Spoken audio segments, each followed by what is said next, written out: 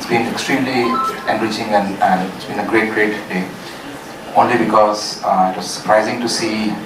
I mean, we all know about the extreme heat events and how cooling is becoming more and more of a necessity now, and some kind of thermal comfort is required for all kind of houses, the most vulnerable section of society, as well as for businesses like data centers and so on. But the steps that Tamil Nadu as a state is taking, the State Planning Commission, to look at it very holistically from an urban planning level, and then from an urban planning standpoint to see how can you look at more measures to essentially have more passive cooling elements, increasing the green cover, trees and so on and so forth, and looking at different types of roads, for example, to minimize the extent of heat within cities.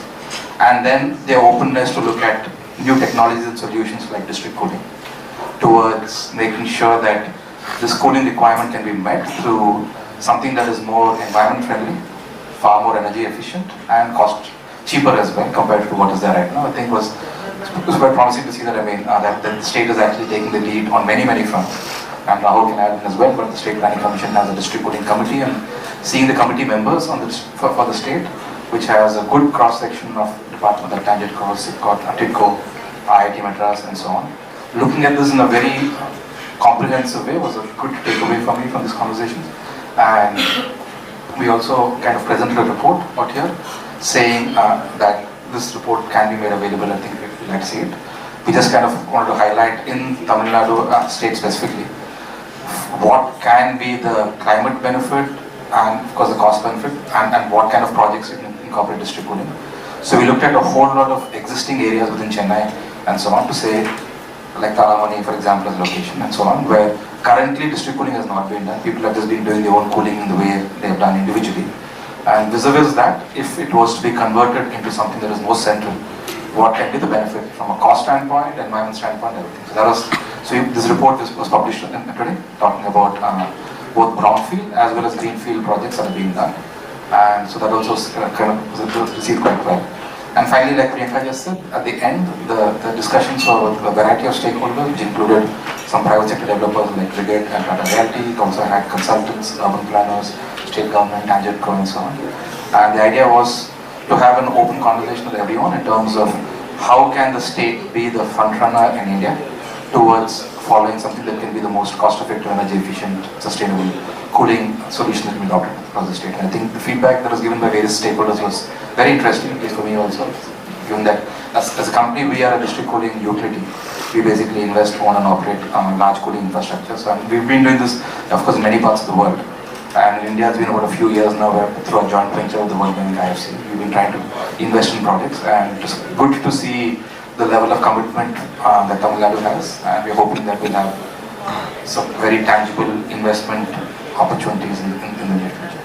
I think the sessions were really very well organized with a very right blend of the things that were needed, from showcasing some of the things, for example, the report that came out, giving the potentials for the brownfield as well as the greenfield projects that we have in the state of Tamil Nadu, to also understanding the ground realities and the challenges that are being faced from all the ends, from the, for example, say the state planning commissions, from the government side, as well as from the developers and the technology providers sides.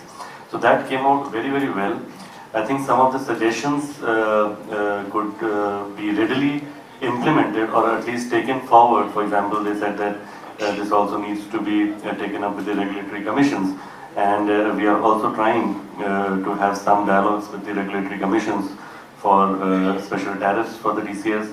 Then some of the suggestions also came that we need to have more and more successful case studies being showcased to the government bodies, to the developers, to build confidence in them. And here this again could be taken up, because we are also identifying the projects that are in pipeline and the project that has been successfully completed and is running. And a very, let's say, right demonstration of all these things to all the relevant stakeholders will again build confidence in them.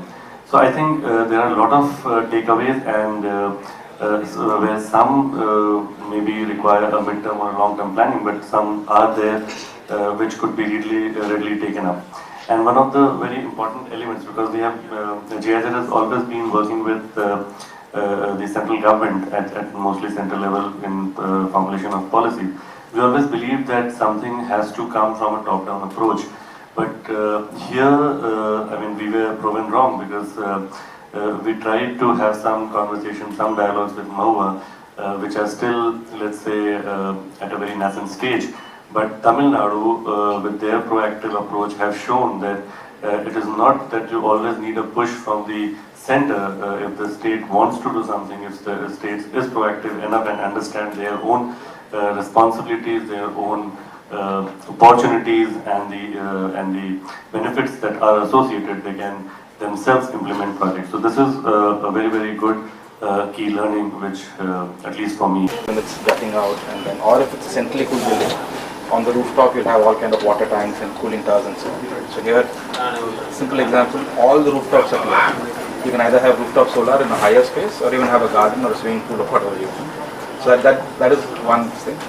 Central district cooling plant, which can be in close to all the buildings, and then you have pipes running under the ground to every building that provides cooling through a metered service to every building.